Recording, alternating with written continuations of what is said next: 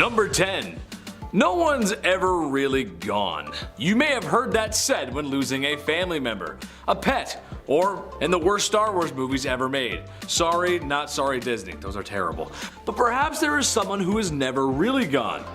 Genghis Khan. Yes, that's right. The ruthless Mongol warrior who conquered so much in his time that we're still talking about it today. So why is this big bad warrior still with us today?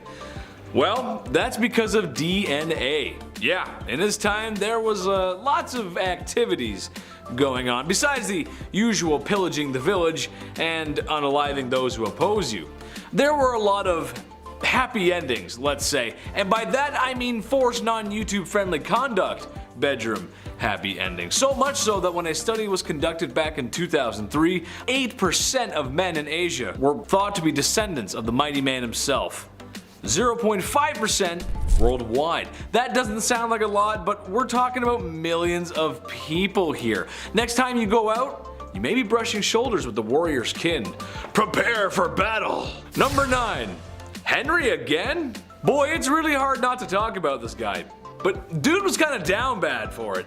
He's just most well known for his mistreatment of his wives, and by mistreatment I don't mean getting into a fight over whether or not the toilet seat should be up or down and then having a very toxic argument in front of family members. No, because when Henry was upset with marriage, he wanted divorce, which honestly was kind of taboo for the time. Oh yeah, and he also beheaded 2 of his wives because that's how it goes. I know every couple has their issues to work out, but for most dads out there, having sun-drenched beer-fueled weekends, they never go beheading after that. Although, Dad's been staring at the lawnmower for a while and there's a lot of blades on that. Dad?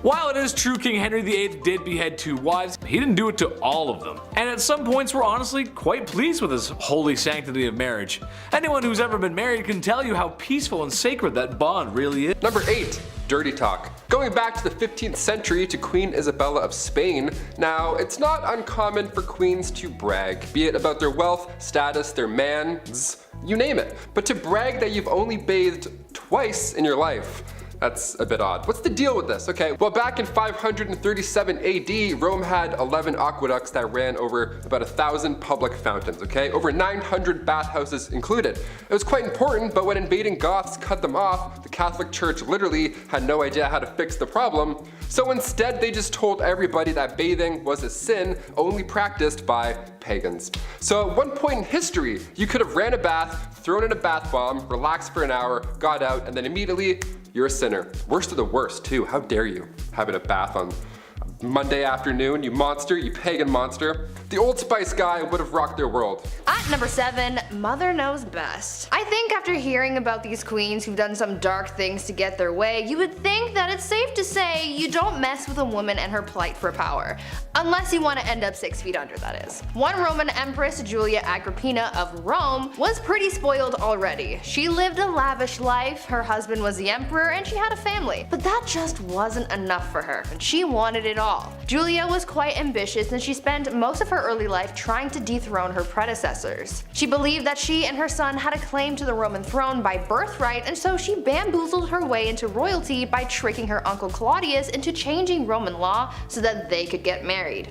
Ew. Suddenly though, after they got married and she became empress, Claudius died, and most people think that Julia had something to do with it. That's likely the case. She and her son Nero went on to rule Rome from 49 to 54 CE.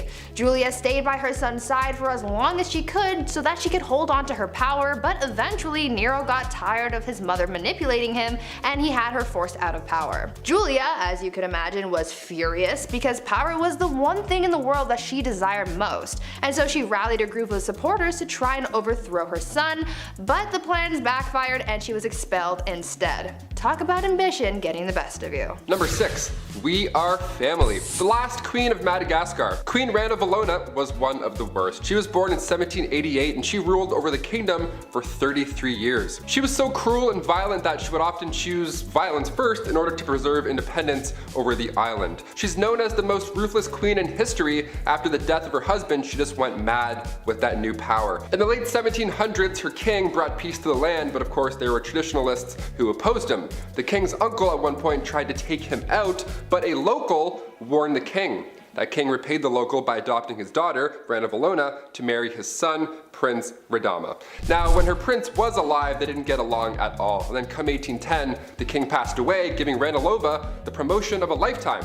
It's also theorized that she poisoned him too, so that's horrible. Ranalova kept away the advances of the French and the British and left bodies of those who tried to attack out for display on the beach. Lovely, like bobbleheads. In 1845, Queen Ranavalona ordered 50,000 subjects to build roads across the jungle for 4 months straight for this massive buffalo hunt. Well, 10,000 of those poor souls died of starvation and exhaustion, and also not one buffalo was hunted, nor seen. Great plan. At number 5, Queen Batman. Batman.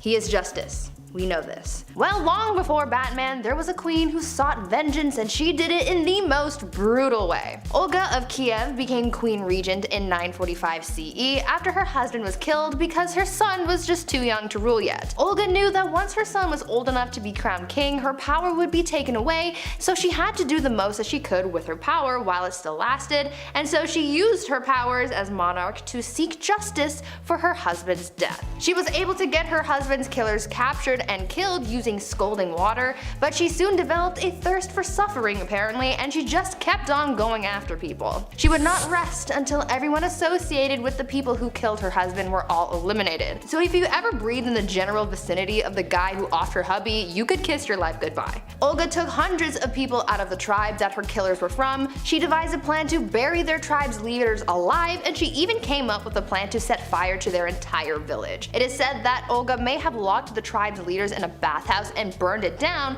but we don't know for sure. All we know is that she definitely was not okay. Number 4, no crust. This next one, honestly, I stand by. I see no wrong here. Queen Elizabeth II, still rocking to this day. She's been known for a few funny, quirky queen things. Like one of my favorites, for example, she has somebody on payroll who breaks in new shoes for the queen. Every time I buy Vans, my ankle always does that little foot rub. If only I were a queen, damn it. But we're talking about unusual things here, and one of the weirdest things I've ever heard is that the queen has refused crust on her sandwiches. This has been a no-go for about 150 years. It's not recent at all. You might be thinking, oh, maybe she's old, she can't chew her jawbones. Nope. Way back. This goes way back for no reason. Right around the time of Queen Victoria and her husband Albert. They viewed anything square-shaped as bad luck because it looked like a coffin. I've never thought about death while eating grilled cheese, but now I definitely will. Thank you. This must be a pretty scary job, cutting the crust off the queen's bread. My hands would be shaking the entire time. Also, diagonal or down the middle? Let us know. There's only one right answer. At number 3, Evil Empress. This next Empress is pretty similar to Olga of Kiev, whom I talked about earlier. Empress Wu Zetian also had a thirst for blood and suffering, but not towards people who have necessarily wronged her. You see, when she came into power, she was determined to keep that power by any means necessary, so she had all of her rivals killed. So anyone who could possibly overthrow her or come for her seat on the throne was eliminated. The Empress ordered the execution of the previous Empress, as well as members of her own family, including her own newborn daughter. She didn't want to risk anyone taking away her power, including her own offspring apparently. She didn't hold back on the methods of eliminating her rivals either. Yeah, sure, she could have just done a 1-2 stabby stabby and called it a day, but that's no fun. Instead, she had people poisoned, strangled, mutilated, or even burned or boiled alive. Good soup. Eventually, she retired from her part-time job of sending people back to their maker and started spending more time with her lovers and getting addicted to aphrodisiacs. People weren't quick to forget about all that bloodshed though, and so to get back at her, they had all of her lovers killed and the Empress was exiled. She got a little too greedy and karma came back with a vengeance. Number 2, Ice Palace. If you're a fan of the film Frozen, this next one is gonna get you jazzed right up. Anna Ivanova, the Empress of Russia from 1730 to 1740. Okay, so in celebration over their victory with the Ottoman Empire, Anna gave the order to build an ice house, this massive ice palace. Best place to cool down if you ask me. I'll leave. This ice palace was pretty impressive. If I was there, I would 100% lick the walls. Obviously, someone definitely did, you know that for a fact. 20 meters by 50 meters, and even more impressive, there were ice trees and ice birds sculpted inside. How magical is that? Anna arranged this marriage with a prince and one of her maids. Now they didn't know each other, they were forced to ride an elephant, and all the guests were dressed up like clowns. Yep, that's all valid, that's all accurate. You heard me. You may be thinking, wait a minute Taylor, an ice palace in Russia, was that maybe cold? Yeah, it was an absolute nightmare. Anna made the guest party all night, freezing cold. They all got sick, dressed like clowns. I went to an ice hotel in Quebec once. Spoiler alert, it's cold and boring. There, I just saved you $70. You're welcome.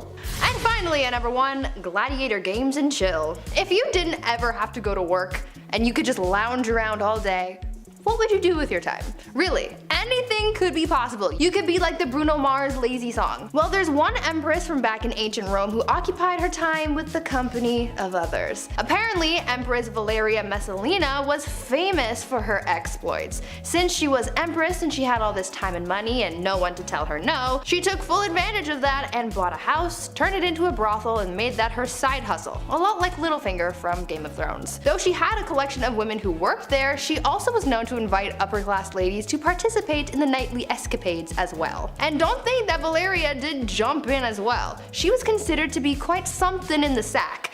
In the wise words of Ludacris and Little John, she was a lady in the streets but a freak in the bed. The Empress was known to be such a hardcore participant that she would win games where they would compete to sleep with the most men in one night. One time she won the round after being with 25 men.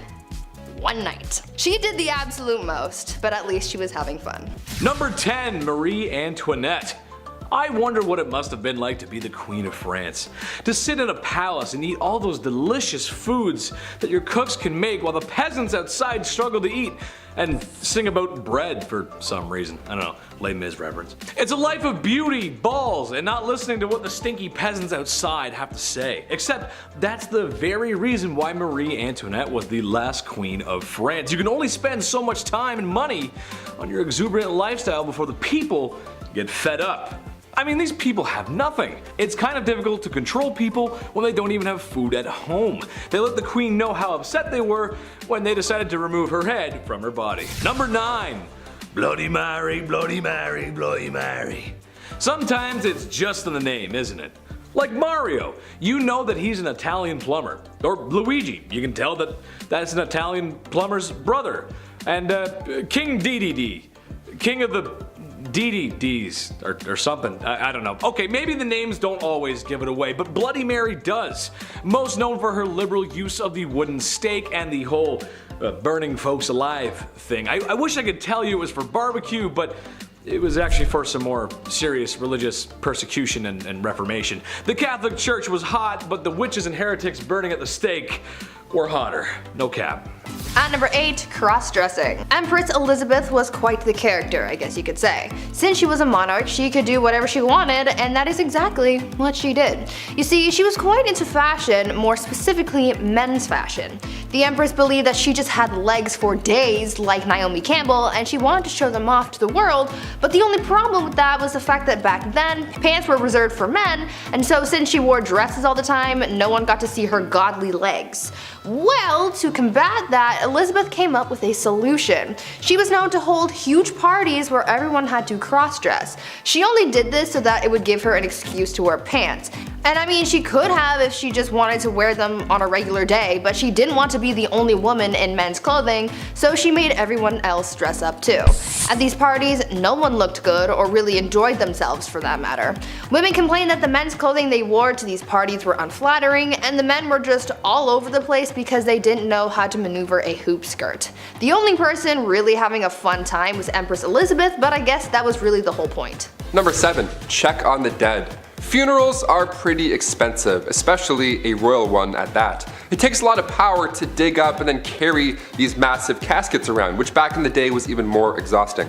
Joanna of Castile was born in 1479. Her marriage to the Duke of Austria was arranged, but she was very much in love, maybe a bit too much. Hear me out. When her husband met his fate in 1506 due to typhoid fever, Joanna would have his tomb unearthed and then opened over and over again, just so she can make sure that he was still there. Now, of course, I feel bad for the queen here. She was clearly not coping with his death well, but to have his tomb or casket or coffin, whatever you want to call it, to have it opened and closed over and over and then dug up and then put back in the ground, she would make people carry his body around everywhere she went. That's heavy. That is so much work, even keeping it under her bed sometimes. Ugh, I got goosebumps just saying that. That's pretty creepy. Ashes, I could understand. That's like a one-man job to carry that around, but a 1,000-pound royal coffin? They have to carry 30 city blocks? My back already hurts thinking of that. No thank you. I quit. At number 6, deadly affairs. Dating is hard. If you've ever been on dating apps like Tinder or Bumble, then you know that things aren't as easy as it may seem when it comes to finding someone that you remotely like. Maybe we should take a page out of Queen Nzinga's book when it comes to dating, because it seemed like she had fun with her escapades. Well, maybe don't actually do what she did because it's actually pretty gruesome, but you get what I'm saying. Queen Nzinga from what is now modern-day Angola was a busy woman. After taking over the throne from her brother, she juggled the monarchy, wars with the Portuguese, and having a love life. The queen pulled together a harem of only the most attractive men, but because she was such a busy person, she didn't really have the time to walk into a room and choose who she was going to sleep with that night, so she came up with an alternative solution. Nzinga would have 2 members of her harem fight each other to the death every night, and whoever won got to sleep with the queen. Solid plan, right? Well, the winner wasn't really all that lucky for too long, because she would have the winner executed the following day. Number 5. Diamond scandals. Queen Mary wasn't the only queen with sticky fingers, it seems. The affair of the diamond necklace has sparked many conversations. France's queen from 1774 to 1792 was Marie Antoinette, and if that name sounds familiar to you, it's because she was the last queen before the French Revolution. She was also known for spending a buck on jewelry. She liked the diamonds. Now this Countess de la Motte was this young lady, a friend of the queen supposedly, who entered the French court in 1785. Now she got somebody to disguise herself as the queen, and then she acted like she was in love with this high society member, all to get her hands on this $12 million necklace.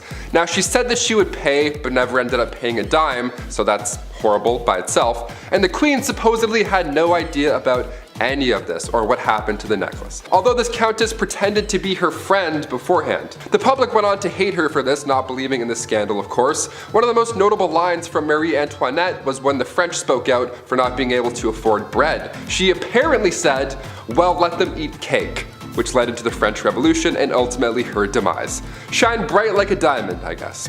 At number 4, test drives. Catherine the Great of Russia was well known for a number of things. She was known for being a good leader, a strong ruler, and surprisingly for her naughty bedroom fun times as well. She was well known for her adventures in baby making, and there was once a rumor that she did the deed with a horse. Obviously that wasn't actually true, however she did do it with a lot of men. The only problem that she really faced when it came to finding a new partner was actually having the time to do so. I mean, it's not like she could swipe through Tinder while sitting on her throne, right? What was most important to her was finding a new lover who was skilled in the sack, and she didn't really want to waste time on testing these guys out, so she had someone else do it for her. Catherine had a friend take her potential partner out on a test drive, so to speak, so that she wasn't wasting her time on someone who couldn't meet her standards. Remember, she is a very busy woman. It is said that on a couple of occasions, Catherine's tester friend was caught in bed with Catherine's partner again well after the Empress was with him, and that made things a little complicated, but I imagine that they got past that. Or at least I really hope they did. Number 3. Change religion. Ruling alongside the pharaoh Akhenaton from 1353 to 1336, Queen Nefertiti aka Lady of Grace aka the Lost Queen of Egypt was only 15 years old when she married 16-year-old Akhenaton. Now alongside her new young husband, she built an entirely new capital city called Amarna and ruled over what's now considered the wealthiest period in ancient Egyptian history. But when it comes to spoiled queens, or rather queens who could do anything they believe with their power, we have to mention the queen that changed Egypt's religion. Both her and her co-ruler were in a cult, the cult of the sun god Aton. In the earliest accounts of the queen, she assisted her husband in a ritual that smited the female enemies of Egypt at the time, and there have been a few blocks that have since been recovered from the Theban tombs of the royal butler that depicts the queen wearing her unique blue crown, part of these sun god rituals. So now cut to the end of the king's ruling, the Aton was now Egypt's main god. Some queens change laws, others change religion. At number 2, fake village. Imagine being so privileged and so disconnected from the world that you pretend to be poor for fun. Well, that's pretty much what Marie Antoinette did. This French queen was known for her lavish and opulent lifestyle, and that's really the only life that she knew. Apparently, living the life of a rich queen started to get a little boring for her, and she wanted to find an escape, and so she got her people to build a fake village for her so that she could pretend to be a commoner. This fake village included 11 cottages, a lake, a watermill, a working dairy, a windmill, a barn, and other quote-unquote peasant buildings. Marie apparently loved this little peasant village, and she would bring other people to enjoy it too. When she brought her guests to the village, she expected them to yes and their way through the day and really immerse themselves into their role of a common person. She would even tell her ladies to ditch the ball gowns and wear something simple to blend in. Marie even took her kids to the fake village to teach them about farming. Even though she loved her pretend peasant lifestyle, it still didn't help her bond with the real common people, and it certainly didn't save her from the guillotine. And finally, coming in at a #1 spot, surprise entrance. The last true pharaoh of Egypt, Cleopatra VII, ruled from 69 to 30 BC. She's known mainly for her love interests, of course, her two mans, Mark Antony and Julius Caesar. And to this day, we're still trying to uncover more dazzling details of the lost queen. Now, she ruled alongside her young brother, and her life was much more than being just beautiful, which is what everyone seems to focus on more than anything.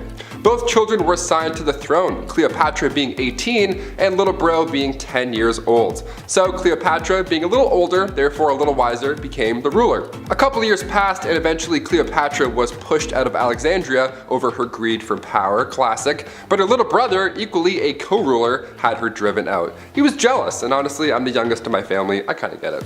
But Cleopatra wasn't quite done yet. She had a few tricks up her sleeve. Believing she was the goddess Isis reborn, this beautiful goddess, Cleopatra made these dazzling entrances whenever she could. Most notably in 48 BC, right when Caesar arrived in Alexandria during that family feud with Ptolemy VIII. She wanted to meet the Roman general, but she couldn't be seen because there was a little bit of family beef, so she had herself wrapped up in a linen sack and then personally delivered to Caesar's bedroom.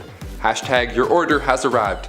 Surprise. Now, she won the heart of Rome's future dictator here, obviously, and eventually she regained Egypt's throne. Her brother wasn't too fond of this alliance, and in the following battle, he drowned in the Nile River, resulting in Cleopatra's return to power. At number 10, royal enemas. Apparently, back in the day, enemas were all the rage amongst the elite. It was believed that enemas were good for your health, so everyone was doing it to try and live a little longer than the rest of those commoners and peasants. One person who really just couldn't get enough enemas in his life was King Louis XIV. It is believed that over the course of his life, Louis XIV received thousands of enemas. When I tell you this guy was obsessed, I'm not kidding. One year, Louis received 212 enemas.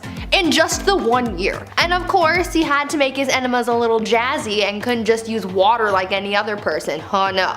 My guy was using things like almond milk. His enemas were also sometimes scented with orange or rose, and sometimes even colored just to make it a little more special. To get an idea of just how obsessed the elite were with receiving enemas, just think about the fact that a French duchess once received one during a court ball. The duchess was in the middle of having a conversation with Louis XIV, and during this conversation, one of her maids came over, snuck under her dress, and gave the duchess an enema on the spot.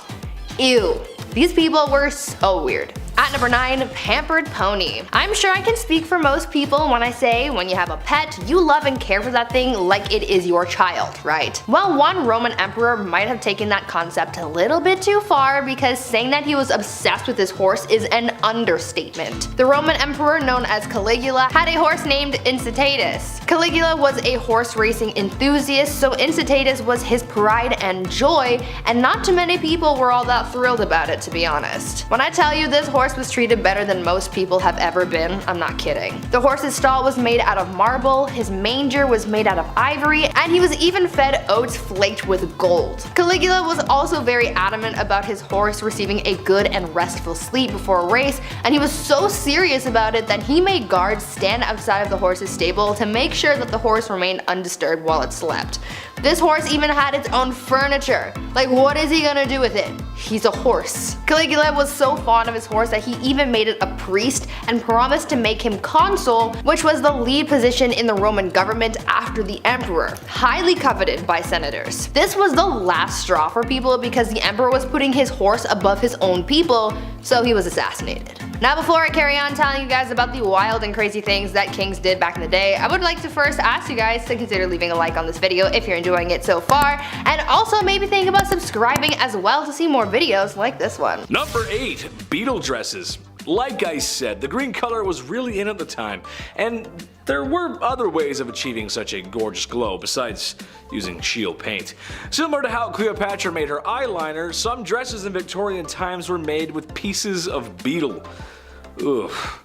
I'm sure there are some folks out there who probably don't mind that, but for the rest of us that don't care for Halloween or My Chemical Romance and Tales from the Crypt Keeper, hard pass. Basically any beetle or colorful bug that had wings, or I guess caprices, was worth keeping was prepared and sewn into fabric. The finished product doesn't look like it came from creepy crawlies, it actually looks kind of good, to be honest. Mind you, this is a time when a lot of things were still done by hand, so there's a little bit of love in each beetle you stitch. That's kind of nice. Mom helped out with that one, that was nice. Number 7, wearing black for weeks. Losing a family member is tough. Life can get hard. In Victorian times, passing away was a big deal.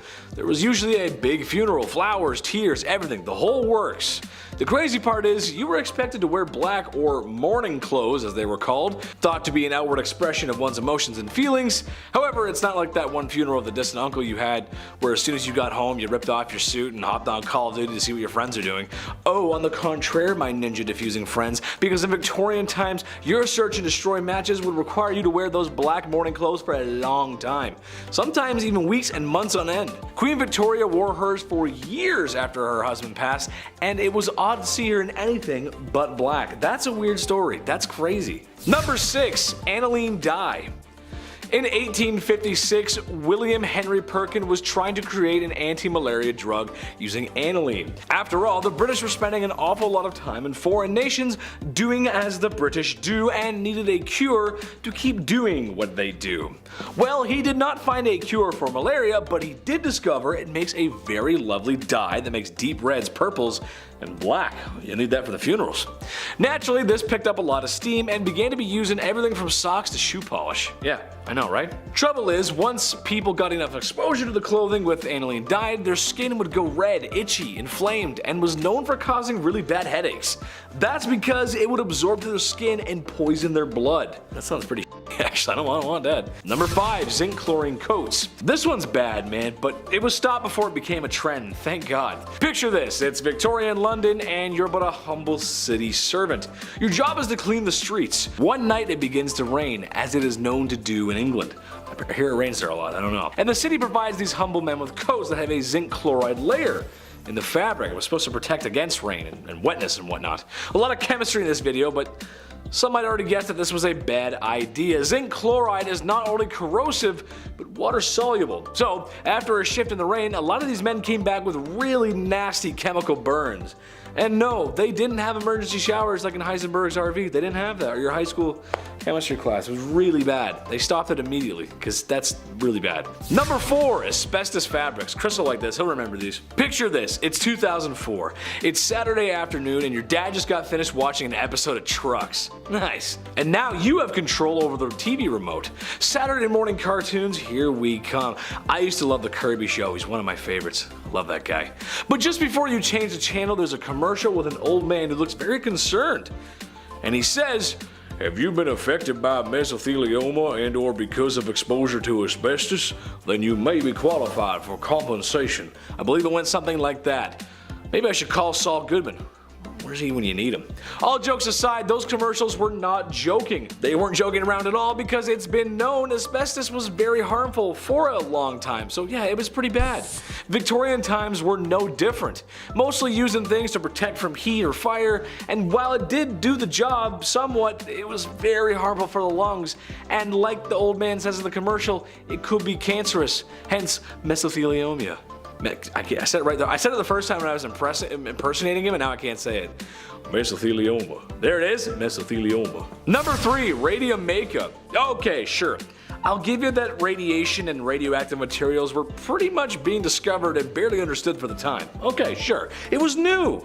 Look up Madame Curie. Tragic story there. So when the very interesting radium was discovered, it got thrown into everything because, yeah, why not? Radium makeup, radium watches, you name it, radium was in it. While at first exposure to radium, you'd be fine, not too much to worry about.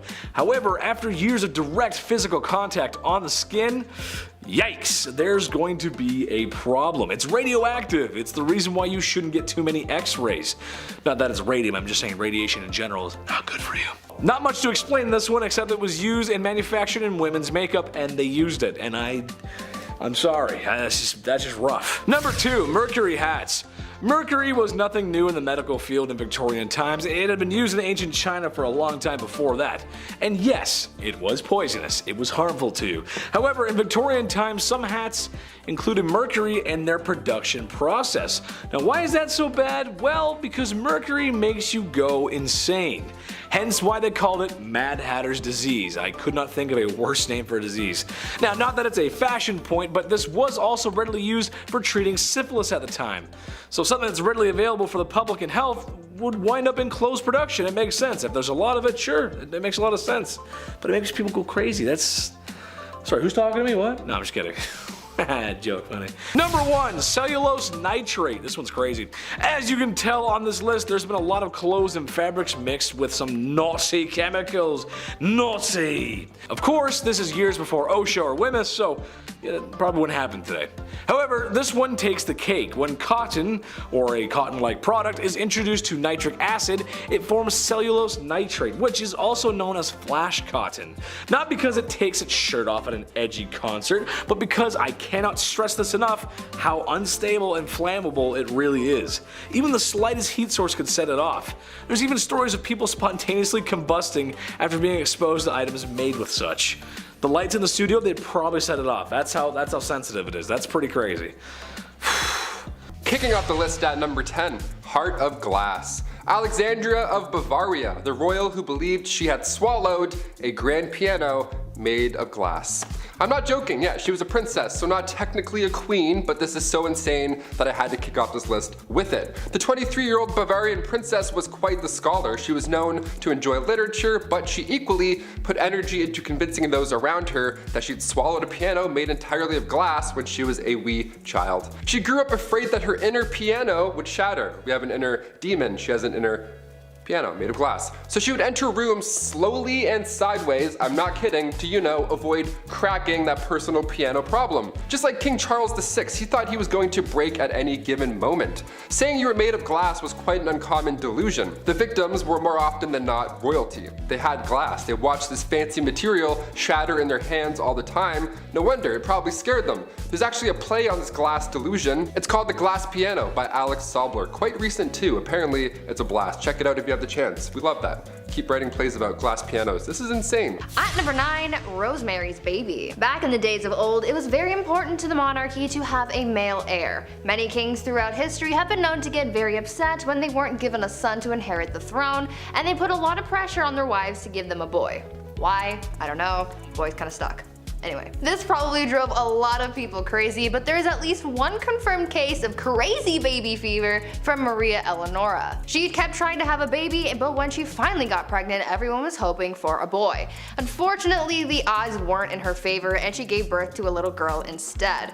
People knew that Maria would get absolutely triggered upon learning of her baby's gender, so they kept it a secret from her as long as they could, but eventually they had to tell her, and Maria was pissed. She really went looking for that receipt to return that baby and get a refund or at least a store credit. When she found out the baby was a girl, the queen reacted by saying, quote, "Instead of a son, I am given a daughter, dark and ugly with a great nose and black eyes. Take her from me, I will not have such a monster." End quote. Like damn, tell her how you really feel. After that, mysterious things started happening to this baby, like a wooden beam mysteriously falling into the baby's crib and somehow accidentally falling down the stairs. Even the nurse once dropped the poor kid onto the stone floor. Like, I get it, you're disappointed, but that's still your kid, and a lot of people aren't given that privilege, so be grateful for your spawn.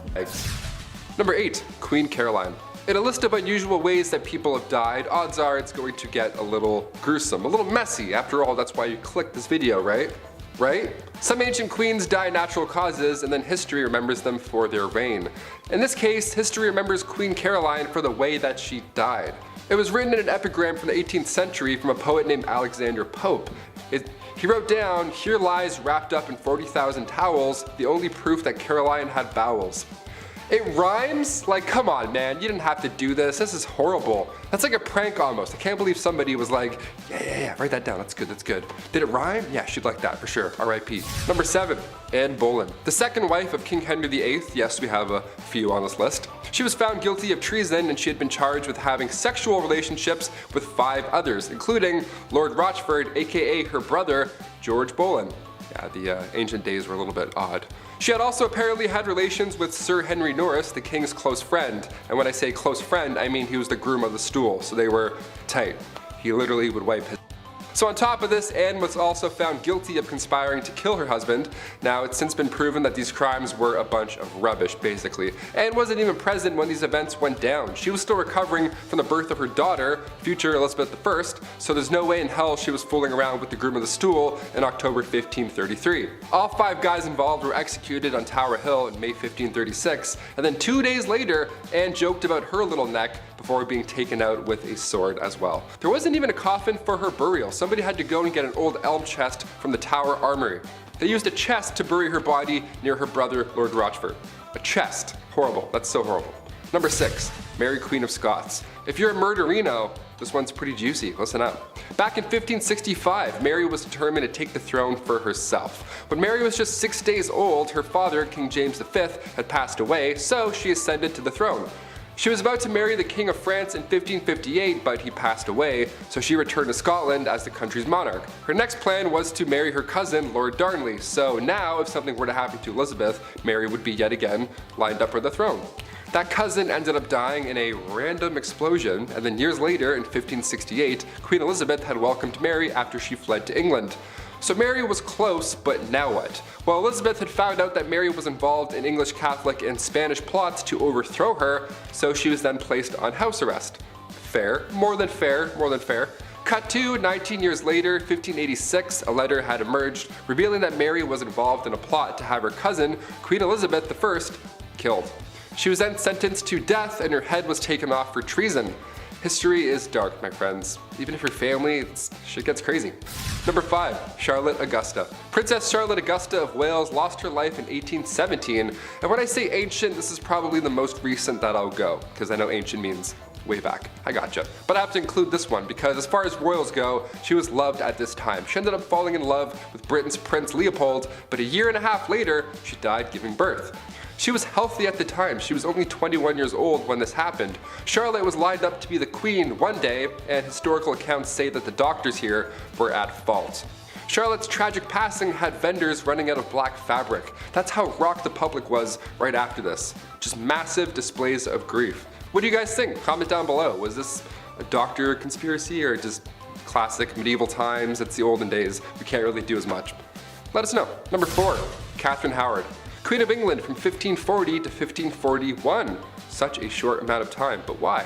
Being the 5th wife of King Henry VIII, cousin to Anne Bolin, referred to by King Henry as his rose without a thorn, he just gave her all the gifts and she was just 19 years old. Sounds great so far, but you know, because of his list, things won't end up well. Their marriage didn't even last a year until rumors, not letters or eyewitnesses, rumors started spreading about infidelity. There was a small amount of evidence that suggested that she had been romantically involved with somebody beforehand, so a jealous mad king got jealous and mad again. Shocker. You had me at 5th wife, I don't know. She was executed for adultery and treason at the Tower Green on February 13th, 1542. Number 3, Catherine Parr. When Catherine Parr got a position in Princess Mary's house in 1542, she met King Henry VIII. She was smart. She was 30 years old, so it was a step in the right direction age-wise when it comes to these queens and King Henry. Not that there's anything wrong with marrying somebody younger, that's not what I'm saying, but it's just, well, look at this list. All of these people died, spoiler alert, so the older the better at least. I don't know. She was seen as somebody who could nurse the king in his dying age, so the public liked her. She was the first English queen also to write and publish her own books. Now, come 1543, Catherine gave up her man, Thomas Seymour, to marry the king. The two got married that July at Hampton Court Palace, and from that point on, her beliefs were deemed dangerous. Queen Catherine was a supporter of the English Reformation, and Catherine's religious opponents were plotting against her and they tried to convince the king that she was dangerous. Her arrest was even planned, everything was kind of going in a bad direction. And then Catherine went to King Henry right away and then asked for forgiveness herself. You know, for pushing her views too far many times before, and he forgave her. Meanwhile, others are losing heads for having relationships. Okay? Her and Henry were married for 5 years, and then after his death, she married Thomas Seymour just a few months later. And then come September 1548, she died after giving birth to her daughter. The account of her death comes from a lady-in-waiting and friend of Catherine Parr, comes from Elizabeth Tyrrett, only her account is fishy because she never liked Thomas Seymour to begin with. She made it seem like Catherine was speaking about her husband in a negative manner when she was dying, and this is the only time in history where that's ever been an idea. So what do you think?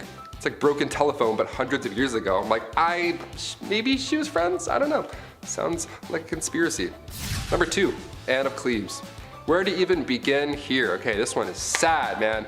Anne was right in the middle of Henry's wives. She was married to King Henry for 6 months, and it was seen as quite strategic in a way. Henry's chief minister convinced him to marry one of the sisters of Germany's Duke of Cleves, either Anne or Amelia. So in order to decide, Henry requested that Hans Holbein travel to Cleves to paint a portrait of each sister.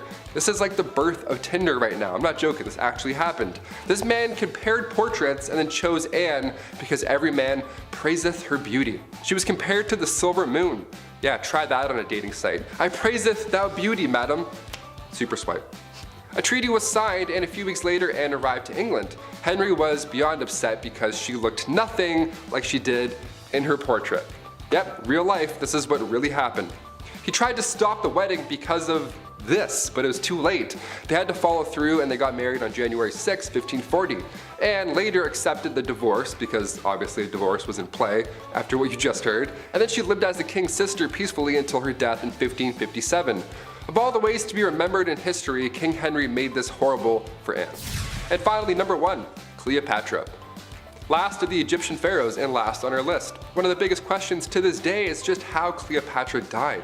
What happened? It's been rumored for a while that a snake bite was the culprit, but many believe that Cleopatra also allowed a poisonous snake to end her life. They think it was a bite from an asp. But there's also a large amount of historians that also believe that she poisoned herself using a hairpin. Her lover Antony fell on his own sword, but Cleopatra, she just poked herself. She barely lost blood. Now, as a youngin', we have to note that Cleopatra was brilliant. She was also interested in learning specifically about chemistry. So this theory about her poisoning herself doesn't sound very far-fetched. Until we find her body, we'll really never know. What do you guys think? At number 10, Kleptomania. If you were a queen, then you would think that you had enough money to just buy whatever your little heart desired. Though that may be true, there was at least one famous queen who just straight up stole things just because she could. Queen Mary, Queen Elizabeth's grandmother, was quite the kleptomaniac, and no matter how hard people tried to avoid having their things stolen by her, it just never worked.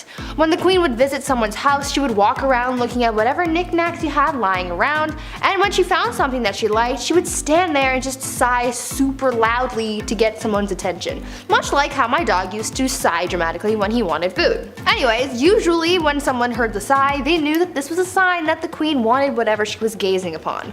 Sometimes the homeowner would just give whatever it was to the queen as a gift. But if it was something that they weren't willing to part with, then she would either try to buy it off them or just straight up take it when no one was looking. This became such a big problem that people started hiding their prized possessions before hosting the queen in their home, but she eventually caught on to this strategy, so she just started showing up uninvited. She could not rest until she owned pretty much everything in the kingdom. Number 9, no time to dine. If I'm eating, don't acknowledge me as a human being. I sound like a pug when I eat, okay? I don't waste any time. I love food, okay? It's business. Now, if you're a queen and you eat fast, well, everybody else has to eat fast as well. This began back in Queen Victoria's time. The queen loved to feast, and she didn't waste any time at all. Like, it's really fast. The way the royal family works is that when the queen is done that course or that meal, you're also done. So when Queen Victoria would smash an entire 7-course meal in 30 minutes, which apparently she could do easily, you'd be blowing on your soup still and Queen Victoria would already be telling everybody to pack it up. That's stressful. All because she could eat lots of food in a short amount of time. Also, once the queen gave a toast, you couldn't even speak. Also, once the queen placed her cutlery on the table, regardless of where you were during that course, everybody's plate would then be taken away at the same time. And the next one would then come in. I would just put my food in my pockets, you know, screw it. It's almost like when you go to all-you-can-eat sushi and you have like some sushi left over, you don't want to waste it. You're like, you know what? I'm not paying that bill. Number 8, one too many. Sometimes when you're king, you're gonna have more than one wife that's 6 feet under. It's just how it goes sometimes. However, I believe there is no better example of this than Afzal Khan, whose actions were so egregious that I did a literal double take after learning about what this king had done. See, Afzal didn't just unalive one wife or a couple like history's favorite King Henry VIII. No, my busy bees. He is responsible for the termination of 63 wives, not wives. I'm not sure what kind of guy would make that kind of mistake. In fear of losing them to an invader who treated women slightly better, he had his soldiers give them a tall glass of drowning. Those who tried to escape were cut down without mercy. Yeah, I lived next door to the chief. He invited me in for a cup of tea. I sat down and he said, "That ain't it."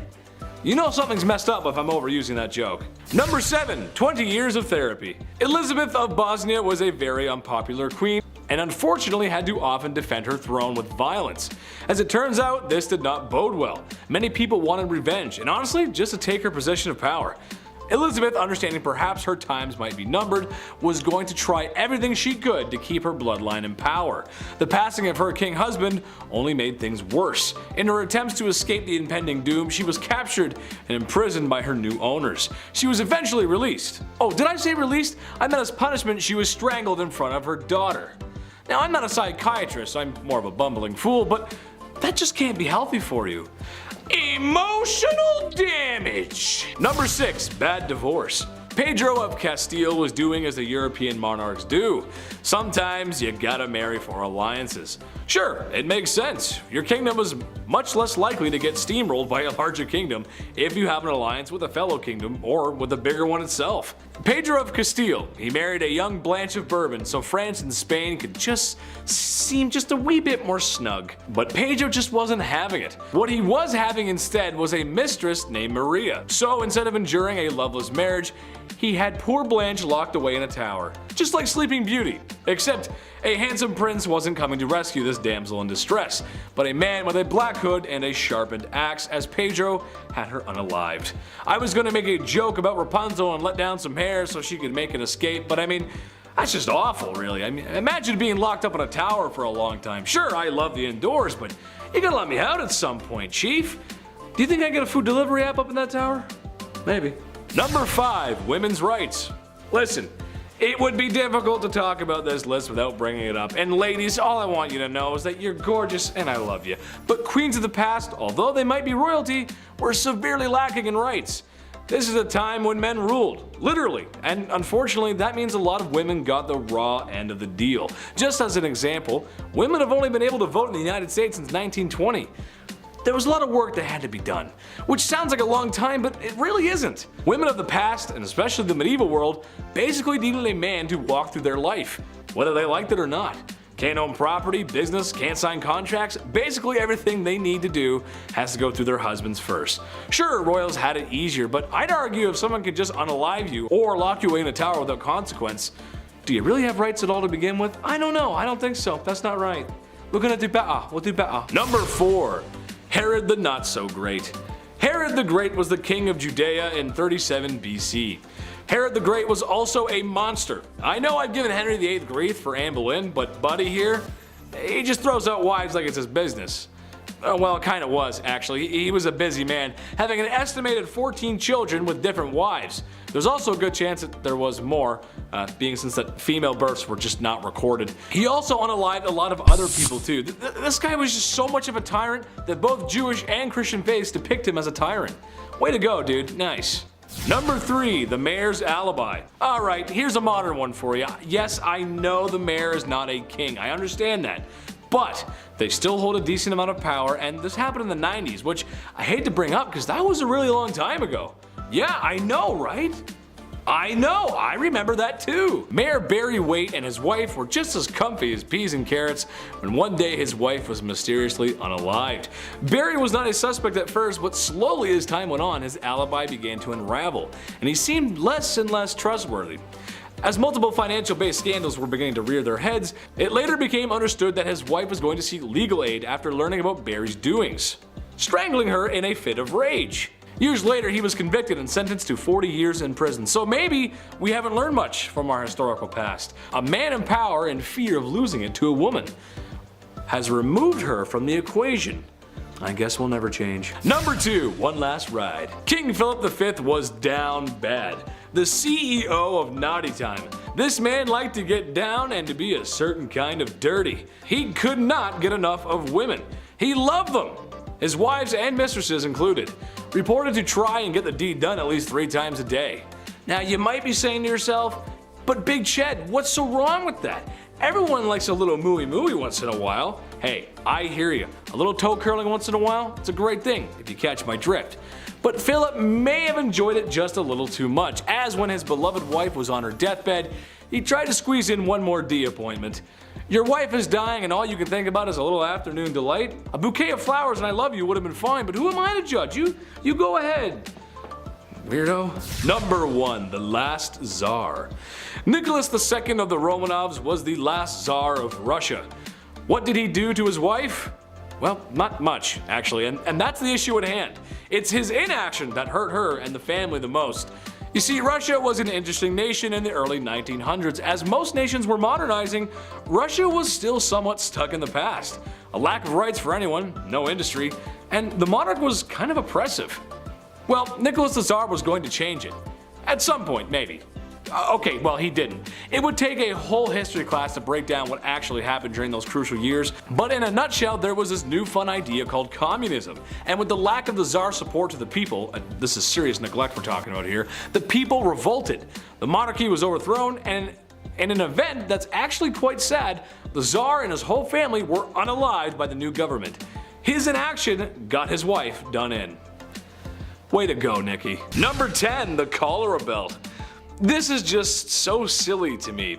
While the Victorian era seems like a long time ago, it's really only like 3 to 4 people ago. So yeah, your grandparents or maybe even your great-grandparents could have experienced a life like this.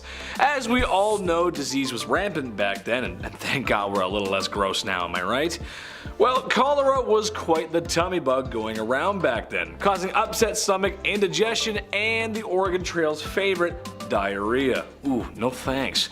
So the people of Victorian times came up with something that, well, wasn't only functional, but fashionable too. Very nice. The cholera belt was a piece of red fabric that was to be wrapped around the belly to keep you warm. That's because people thought having a cold belly caused cholera. Because yeah, that's what gives you cholera. Yeah, for sure. Yeah. That's what does it. It's not. It's a sickness. It's a virus. Number 9, Scheele's Arsenic Green. For some reason, green was all the rage back in Victorian times. I'm not sure why. I'm personally not a fan of green, but except for the green screen. We love that. I know you guys can't see that, but I love the green screen. When I was a paint mixer, sometimes people would bring up the wildest colors for me to mix, and they weren't for art projects. They were for walls. So weird, but I digress. There was a common color back then called Scheele's Green. It was made in a lab by a spooky, scary Swedish guy named Scheele. Go figure. This color was used in everything, dresses, fabric, paint, you name it. The trouble is, it was a compound of copper and arsenic. Therefore, it was toxic and caused a lot of harm. It also had links to cancer. For example, when Napoleon was banished to St. Helena, the walls of the house he was staying in were painted with shades of Scheele. Eee, that's not good. Pretty sure he died of stomach cancer too, so there's a connection there. Number 8, the People's Princess. Okay, I know Prince Charles isn't exactly a king, but he is royalty, and the man kinda did Diana dirty. That's a quick and half put together allusion to a Michael Jackson song for the English majors and the audience. Being royalty isn't easy. Being royalty in a modern age when paparazzi overwhelm you with lights and cameras just for a juicy piece of gossip like, when was your last bowel movement? Is it slow? Extra, read all about it, the princess is constipated. That's just not fun. So after Prince Charles and Princess Diana had been married for a few years, you can understand how excited the media was to find out about their marital disputes. There was 3 of us in this marriage, so it was a bit crowded, was a quote by Princess Diana that gave the media a field day. Sadly, Prince Charles was having an affair, and it wouldn't be too much longer that Diana would perish in a car accident that may or may not be organized by the royal family themselves. Number 7, Midlife Crisis. This one's kind of generalized because if I didn't, I'd have to mention almost every king ever. So here we go. Back in ye olde times, the access to better healthcare just wasn't there. Doctors aren't washing hands. imagine, Buddy eats some greasy mutton and then says, "Alright, time for your enema." But those aren't the only greasy hands around certain orifices I'm talking about. I'm talking about kings marrying older girls at the ripe age of 12. Yep, that's right. Nothing says experience in womanhood like being 12. People didn't live long, and oftentimes these arranged marriages had ulterior motives, like alliances or business really. However, that does not make up for marrying a 12-year-old who may or may not have started those super weird changing times, like when you were 12 and now there's hair showing up in places that you didn't know there could be hair. I sent a courier to the chief and he came back with this message. It ain't it. Number 6, till death do us part. Love and marriage go together like a horse and carriage, but sometimes the crooning words of Frank Sinatra aren't enough to keep people in love. Sometimes marriages end up like the ones we see on sitcoms, but when there's no laugh track, it's not very funny, and sometimes divorce is the answer. Medieval Germans thought this too, and something they practiced was divorce by combat. Basically, the man goes into a hole with his arm tied behind his back and the woman is free to move around with a sack of rocks. These proceedings are strange, as I'm sure no husband or wife married today would ever get so frustrated with one another that they would want to hit one another on the head with rocks. Oh, the blessings of being married. Number 5, domestic disturbance. William the Conqueror was one down bad dude. The illegitimate ruler to the throne left a bad taste in some people's mouths, and was just as ruthless in silencing those rebellions that were always uprising against him as he was with the famous battles he was a part of, like the Battle of Hastings. But what I think he should be remembered by is the way he asked Matilda to marry him, or rather the extreme measures he took when she refused his advances because he was an illegitimate leader. William dragged Matilda by the hair out into the middle of the street and beat her until she agreed to marry him. I don't have to tell you how messed up that is, and I sure hope I don't. Number 4, Nero sauna. The Romans were kind of a big deal, especially if you're into history. Large city, culture, and some other structures are still around today. That's kinda cool. But while the city of Rome may have been the best city on earth at the time, Romans themselves could use a little work. Meet Emperor Nero, the vicious leader of Rome who became emperor through ill-gotten gains. However, in what may have been one of the first acts of flexing the male patriarchy, the divorce or forced separation of his wife Claudia Octavia comes to mind. It was a rocky marriage from the start. There was a general dislike from the very beginning, but when Nero remarried, as emperors did, he had Octavia banished to an island, where shortly after she would be suffocated in a hot vapor bath. Her demise was sad for most Romans. Oh yeah, and they tried to make it look like she did herself in. That's messed up, man. Number 3, pedestal. I think in a healthy relationship, you ought to put your partner on a pedestal sometimes. Maybe your partner is drop dead gorgeous, a promising athlete, really enjoys collecting stamps. You go, little rock star, collect those presidential stamps. However, Emperor Caligula of Rome had some other ideas. He would literally put his wife, who he claimed to love, up on a pedestal stark naked and let his friends in the military gawk and glare at her. He would also say to her that he could end her life whenever he wanted and put a knife against her for no reason. Weird flex, but okay. This guy was awful to everyone as he tormented and unalived so many people. Well, you sure wouldn't want to see his face everywhere, as he liked to do just that. Built statues of himself everywhere because after losing your family to his tyranny and looking at his wife, you need to know who's responsible for all this. That's messed up. Number 2, Duzong Duzong Duzong. That wouldn't really be a great fraternity name, would it? Well, the Emperor of Duzong of China would think differently, as when he was in charge, that's pretty much what the royal court looked like. Enough drinking to keep AA in meetings for 100 years, and enough ladies of the evening to... Well, I don't have a joke for this one, but there were a lot of them, trust me. Having massive parties like that and enjoying the company of other women is not how you respect your wife. To make matters worse, it seemed that too much partying may have been a bad thing. Who would have thought? As what he made up for in a fun weekend, he lacked in governing, as the Mongols were at his front door, or gate rather. Eventually, his empire would burn to the ground. All thanks to alcohol, and many women who laid down for their lives, literally. Number 1, side piece. Look, I enjoy the company of a woman just as much as the next king sits on his throne. But in my opinion, once you find a wife, it's time to settle down, relax, no more crazy parties like Duzong. This is another generalization, but every king did this. Every king in the past has had mistresses, as if that is a totally okay thing to do to your wife and oftentimes the queen of your kingdom. I'm a reasonable guy, so maybe I can see having your side piece waiting in the wings to be stage center, but it's never one, is it? It's always multiple. Ladies of the past, all I can say is make sure you give birth to a boy and watch your back. They're coming for you. Number 10. What's yours is mine. Maintaining a dynasty and trying to rule over a people is hard. Many people have done it in the past, but if you notice, there isn't that many kingdoms left. So, it's no surprise that in Egypt, one of the largest and most successful civilizations of the ancient world and of all time, had some political strife. Berenice III had lost her husband Ptolemy, and she was doing her best to maintain power. In some serious Alabama energy, Ptolemy XI was made king, a stepson and half-brother. The man wanted it all to himself, and can you blame him? I mean, look at the pyramids. Nice, I'd want him too. He promptly unalived his new queen because power moves. Some people didn't like this, and in some form of poetic justice, he was unalived. By the people. What's the lesson in this one? Maybe that you can't trust your strange, closely knit inbred family members? I'm not sure, honestly, but it's just messed up. Number 9. Double Trouble. This one isn't exactly about a king removing a queen like his wife, but it is about kings ceasing the life of their queen, more specifically their mother. Clyricus and Oxythris were the sons of Amystrus, a woman handed off in marriage by the mad lad Macedonian himself, Alexander the Great.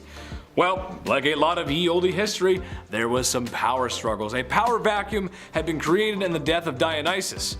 You'd think that wouldn't happen over and over again, but you'll find that a lot in history.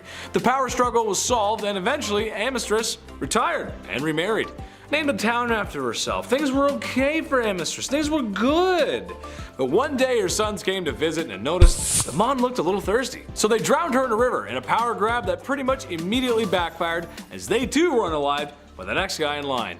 Pretty similar to the last story, but that's history, isn't it? Number 8. Reina Valona of Madagascar. This one is a new one for me. Didn't know about this, but here we go. So basically, Queen Reina I'm just gonna call her Queen Ravioli because I can't pronounce it. Basically, Queen Ravioli takes over from her past husband. She says to herself, how can I make things better? Oh, I know. How about I become a ruthless, bloodthirsty, unaliving tyrant? Great idea, right? Yes, very not great success. Yes, unfortunately she did many heinous things. Something I found out to be particularly interesting, however, was her destroying the many good things her husband had set up before her. Madagascar had some European intervention, and while it's true that a lot of times that is a bad thing, and yeah, it's a bad thing, and it does bring some bad stuff with it, however, it also brings a lot of good things with it. In Madagascar's case, it was markets, modern schools, trade, and diplomacy with Europe, and that's good. Money's good, you like that. Well, the queen wasn't having any of that, so she reformed. And by that I mean she repressed and unalived people. Number 7. Empress Irene. Kings, queens, emperors, and empresses. Chances are these folks are related. It's a family thing. E mia familia, you know what I mean? It's how it goes when you're the king, and you need a son to continue the lineage. Even though I would like to argue that if you're gone, you're gone. So who really cares who's taken over? Just my opinion. Speaking of eye gouging, oh wait, I didn't mention that before. I made a segue, but okay, that's alright, bad segue. Well, the topic of discussion here is Empress Irene. Basically, her son was taking too much power for himself. She was losing hers, and yada yada, and his eyes were gouged out from 2 guards ordered by his dear, sweet mother. Can you blame her though? I mean, come on, he was threatening her rule. She worked so hard to get there. The chief was just silent on this one. Chief had no words for that one, guys. No words. Number 6, Fu Hao. Another woman in history married to a man in the stinky patriarchy. Worst! Except Fu Hao didn't want to be wife 57 of 64. She wanted more than that. And to be honest, I think that's fair. You go, girl. Who wants to be wife 57 of 64? Maybe some people in Utah, I don't know. What's maybe slightly more unholy than having that many wives is going on an epic military campaign and raging war in the Shang dynasty. A warrior queen, if you will. We know some of this history based on her tomb, as she was buried with ceremonial weapons, knives, blades, swords, some dogs, some human sacrifices, gold, money, jade, and lots of other valuable goodies. Just makes you want to loot all the stuff in there, doesn't it? I mean, jade's pretty cool. This was a common practice amongst male warriors back then, but you know what? Good for her and all that unaliving. Way to go, sister. I like it. Very nice. Okay. Number 5, Tamiris. Honestly, every time I face her in Civilization 6, it just ends badly. I'll spend a few turns building my economy or maybe organizing some troops, and I look back over at her cities and she's already amassed a massive army and is ahead in science. Yeah, I'm not the best Civ 6 player, but sheesh lady, come on, give me a break. This probably has something to do with her real life counterpart. Tamiris was a woman who lost her son to Cyrus the Great. So she said to herself, I don't know what's so great about this Cyrus guy. There's a Trailer Park Boys reference in there somewhere. Just imagine Ricky telling Cyrus off. I don't know, you gotta find it. Basically, after losing her son, she gathered the troops and commenced battle. The almighty Cyrus met his end, which, given how the way women were treated back then, probably didn't go over too well with PR. Yeah, she got her revenge though. Number 4, the Trung Sisters. The Trung Sisters are double trouble. You're getting 2 queens at once here. China was being down bad and trying to conquer some things that maybe they shouldn't have. Naughty, no. The Trung Sisters came to answer the call. These girls are actually revered as heroes still today in Vietnam. But what they were able to do for so long was very impressive. China had a very impressive army, no surprise there, and Vietnam was a much smaller country, or kingdom I guess you'd say, and their army was not as impressive. But the sisters managed to hold them off for 3 years. 3 years with their forces. That is crazy good. That is very impressive and perhaps a lot of bloodshed too. Sadly, the sisters waded off into the waters before they could be captured, because after that long fighting, I wouldn't want to be captured either. Number 3, Grace O'Malley. Avassi landlubbers, ye be looking for Grace O'Malley. Well then ye come to the right place, sir. Thank you, thank you. That is my private impression. I will be here all week. Bad impressions aside, Grace O'Malley wasn't a traditional queen to be fair, but what she didn't have in regular queen qualities, she did make up for that in being a badass pirate. Nice. This is another one where I'm gonna ask Hollywood for a movie, please. Irish pirate queen? Come on guys, that's just a movie begging to be made. Grace O'Malley was a fierce pirate from the age of 11 and a wise woman who ruled the seas after her father's passing. I don't really have much to say after that, to be honest. I'll just wait for Hollywood to make their move. And maybe you can cast me in there. And I can put on some long red hair and some boots and I could swim and just put the red hair on me right now. I just look so good. Number 2, Queen Victoria. Okay, hear me out on this one. This one has more to do with their lineage per se than her, but it's her somewhat to blame. Okay, so Tsar Nicholas II of Russia, King George V of Britain, and Wilhelm Kaiser II of Germany were all first cousins. Their grandma was Queen Victoria. What? I know, right? Isn't that weird? Yeah, it's weird. Imagine how crazy your bloodline has to be for that. And, you know, the fact that during World War I, all 3 of these cousins were at war with each other. I mean, that's just insane. I mean, families fight, sure, but come on, man. Get the mustard gas off the table, bro. Come on. That's cheap. Just don't. Number 1, my mom. My mom. I love her so much. She's the best. But man, sometimes, she's so unfair.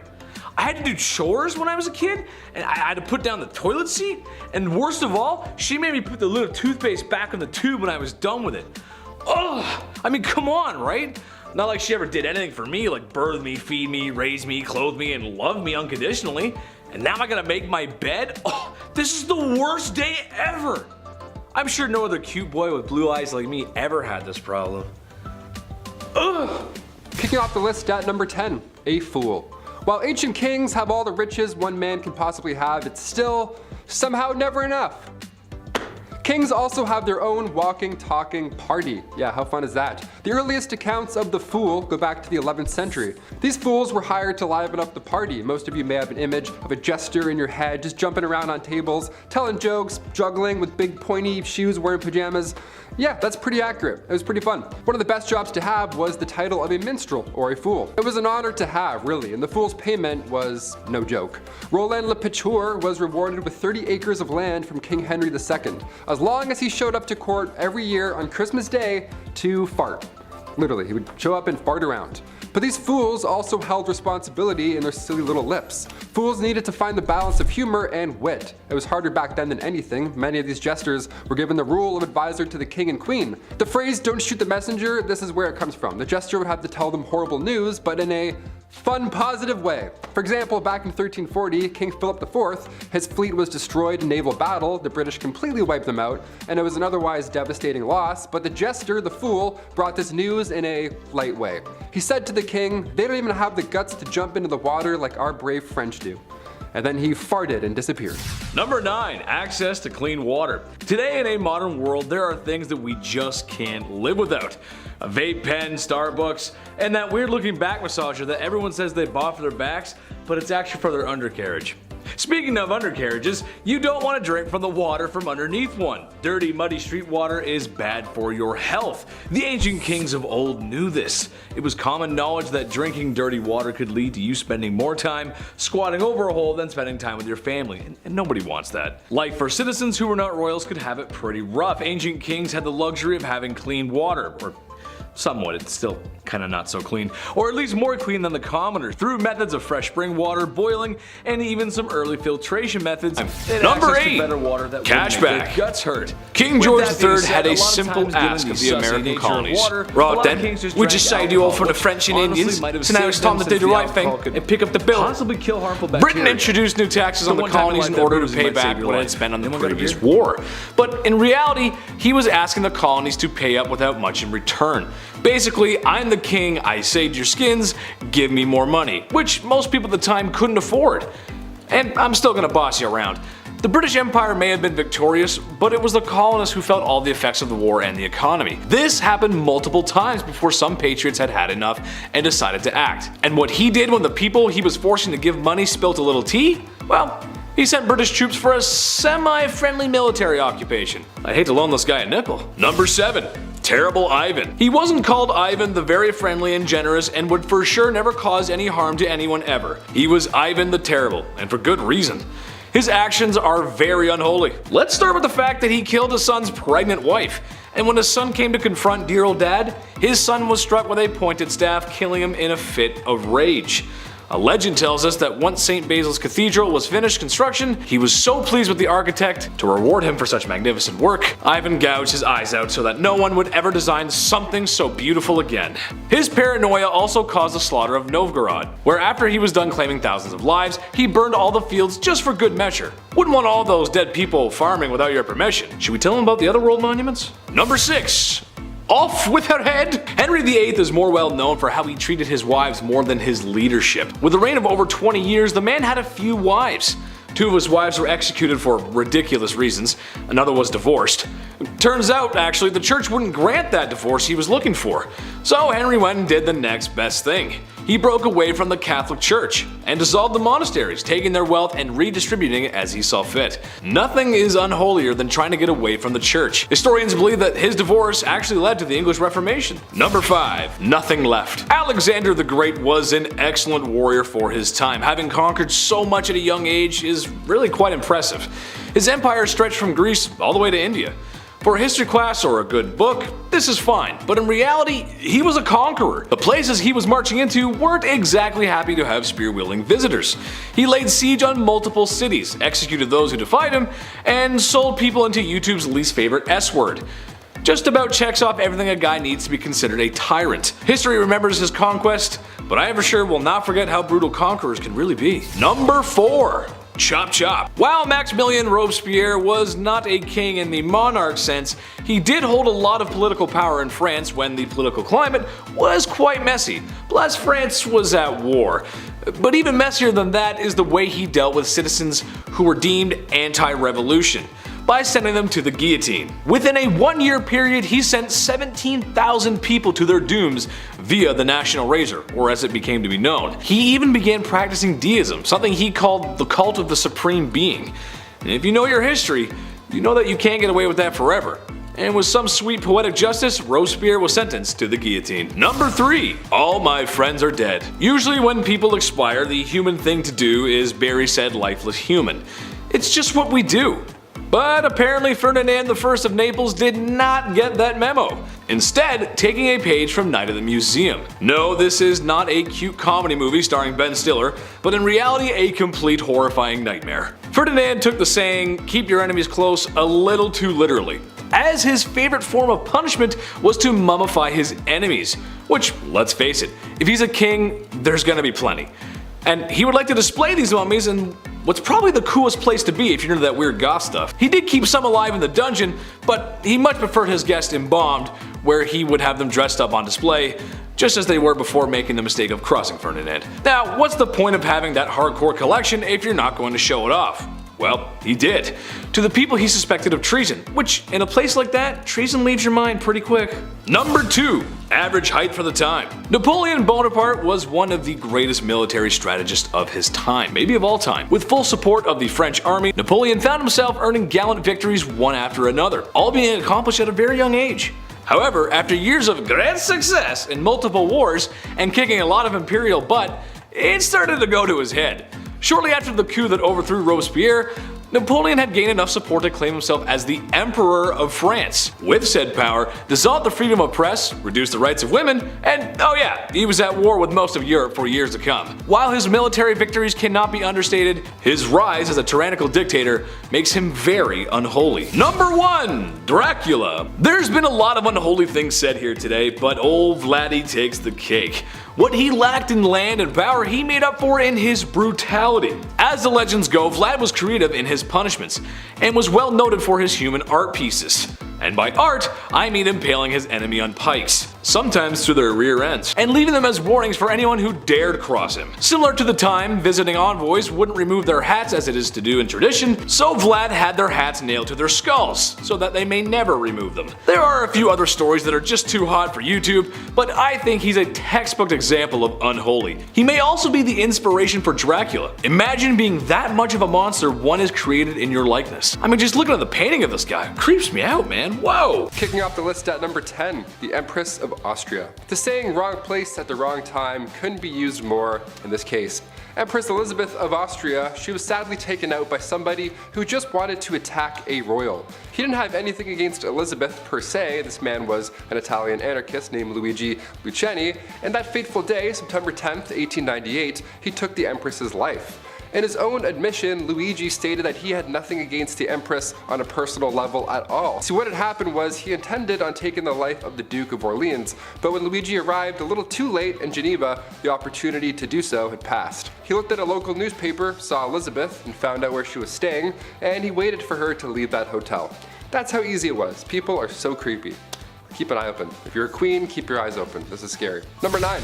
Royal curse. The remains of Polish queens and kings were discovered back in April 1931 in a crypt in Vilnius. Polish researchers didn't even know what they were in for. I mean, a storm had flooded a cathedral and they threw down sandbags to preserve the area, but on the night of April 25th, they had followed the water into this lost chamber that held the remains of Polish kings and queens. These remains, with the crowns still attached, might I add, were from the 15th century. What a find, right? Well, sadly the remains were all over this flooded tomb now,